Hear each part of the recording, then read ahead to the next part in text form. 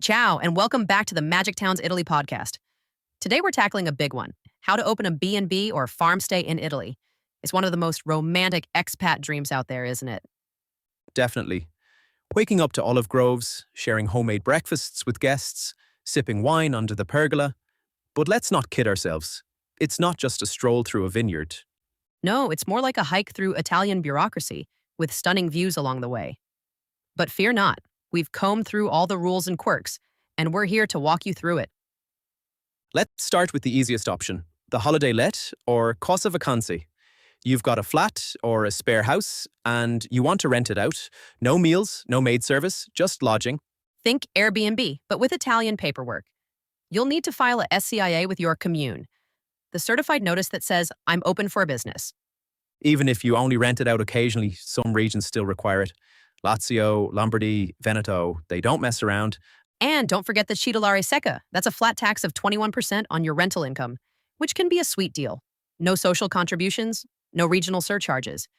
But if you have multiple properties or start offering services, you might get nudged into business territory.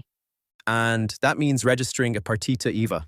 But hey, once you're a professional landlord, you can write off a lot. Furnishings, utility bills, even the coffee machine. Just make sure you also register guests with the police within 24 hours using the Alloggiati web portal. It's clunky, but necessary. Some regions like Veneto have nicer systems that plug into it. Now, if you want more human connection, hosting guests in your home, offering breakfast, the family-run B&B is your gig. You usually live on site and offer up to 3 guest rooms. The limits vary by region. Tuscany lets you go bigger, while Molise keeps it tight. Speaking of breakfast, Italian law can be oddly obsessed with croissants. In many regions, you're only allowed to serve prepackaged items unless you jump through some hygiene hoops. But places like Puglia and Sardinia are easing up. They let you serve homemade breakfast if you meet basic safety rules. So you might just be able to bake your cake and serve it too. Don't forget, for a B&B, you'll also need another SCIA, a certificate of habitability, liability insurance, and a floor plan. Not terrifying, but you do need to get it right. And when it comes to taxes, you can stay informal at first. Declare your income as redditi diversi, issue simple receipts, and you're good. But if you're getting popular, switching to the forfettario regime could cut your tax bill significantly. That regime assumes 60% of your income goes on expenses and taxes the rest at just 15%, or 5% for the first 5 years if you're new.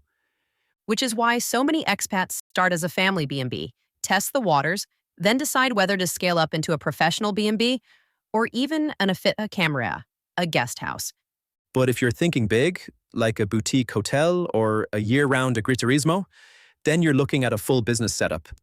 VAT, Chamber of Commerce registration, INPS social contributions, safety compliance, the works. Let's talk agriturismo. It's the holy grail for many, hosting guests on a working farm. But, and this is important, you must actually be a qualified farmer. Not just in spirit, legally. That means running a real farm operation, growing olives, making wine, raising goats, you name it. You or a partner must be recognized as an imprenditore agricolo. And you have to apply for authorization from your region, submit an agriturismo business plan, and show that farming remains your primary activity. It's a blend of agriculture and hospitality. The reward? A dream setup. You can serve meals with your produce, run workshops, offer tastings, and you get amazing tax benefits. Only 25% of your agriturismo income is taxed. Farm product sales, totally tax-free. Plus, you can often get grants through the EU's rural development funds, especially if you're under 40 or a woman. Think 40 to 60% co-financing for converting a barn or building guest suites. Now, whether you run a holiday let, B&B, or agriturismo, there are some basics.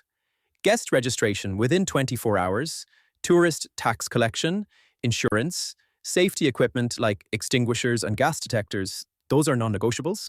And every host has to get a CIN, a national identification code for your property. It must be shown on your listings and by your door. Starting in 2025, this is mandatory everywhere. Then there's the monthly stats reporting to ISTAT through your region's platform. Yes, it's another bit of admin, but once you're set up, it becomes routine. Speaking of setup, location matters. Some regions are super supportive of rural tourism. Others, not so much.